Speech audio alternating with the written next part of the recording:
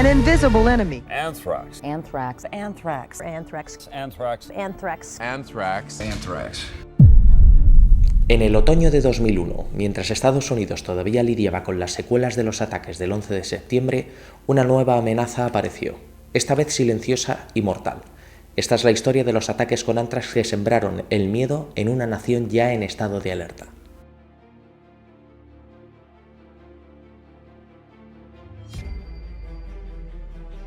Para entender por qué alguien querría usar el Anthrax como arma, tenemos que mirar el ambiente de terror y paranoia que reinaba en Estados Unidos después de los ataques a las Torres Gemelas.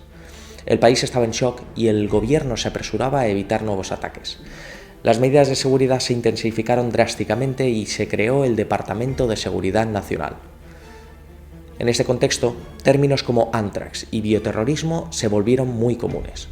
El Anthrax es una bacteria mortal si se inhala y puede transformarse en un polvo fino y letal, perfecto para sembrar el terror.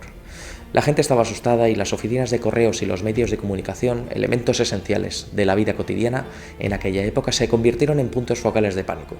Los sistemas de salud pública no estaban preparados y los hospitales no tenían suficientes antibióticos y no había planes claros para responder a un ataque biológico. En este clima de incertidumbre, el Anthrax se convirtió en una herramienta perfecta para el terror. El 18 de septiembre de 2001, menos de una semana después al ataque a las Torres Gemelas, se enviaron las primeras cartas contaminadas con esporas de Anthrax desde Trenton, Nueva Jersey. Estas cartas estaban dirigidas a figuras de los medios como la NBC, la CBS y el New York Post, y contenían mensajes que decían «Muerte a América, muerte a Israel y Alá es grande». El pánico se extendió rápidamente y los primeros en enfermar fueron trabajadores de correos y periodistas, los que manipularon desgraciadamente las cartas. Robert Stevens, un fotógrafo de Florida, fue la primera víctima mortal. Poco después, empleados postales como Thomas Morris Jr. también murieron. Las cartas contaminadas convirtieron las oficinas de correos en escenas de caos. Se implementaron protocolos de descontaminación y los trabajadores expuestos recibieron tratamiento inmediato. El miedo se propagó rápidamente y cualquier síntoma menor desataba el pánico.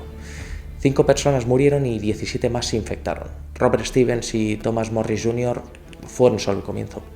Los síntomas del Anthrax eran similares a los de la gripe, lo que dificultaba un diagnóstico temprano. La fiebre y la tos se convertían rápidamente en problemas respiratorios graves y el tratamiento con antibióticos debía comenzar de inmediato. Los hospitales se vieron desbordados por personas preocupadas por síntomas menores. El sistema de salud pública fue puesto a prueba.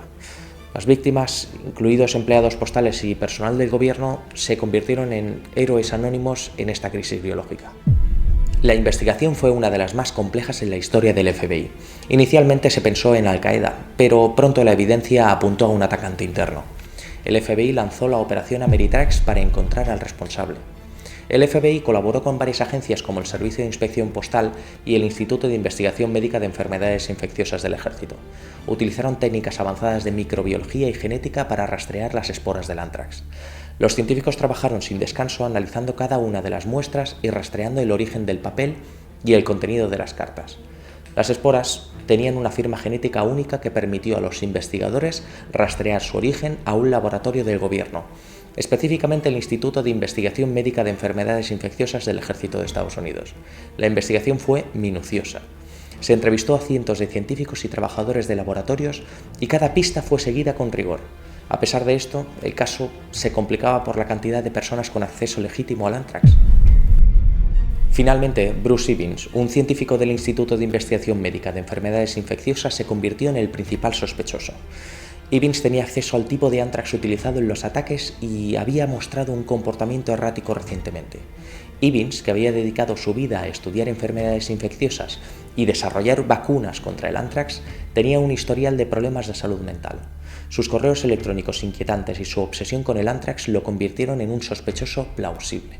Sin embargo, la falta de pruebas directas hacía difícil acusarlo formalmente. A pesar de las pruebas circunstanciales, el caso contra Evans no era concluyente. En 2008, Evans se suicidó antes de ser formalmente acusado, dejando muchas preguntas sin respuesta y un sentimiento de incertidumbre. La muerte de Evans cerró un capítulo oscuro, pero dejó abierta la discusión sobre la seguridad en los laboratorios y la salud mental de quienes trabajan con patógenos peligrosos.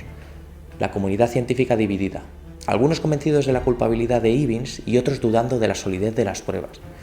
Los ataques con Anthrax de 2001 no solo sembraron el miedo, sino que también expusieron la vulnerabilidad de un país en crisis.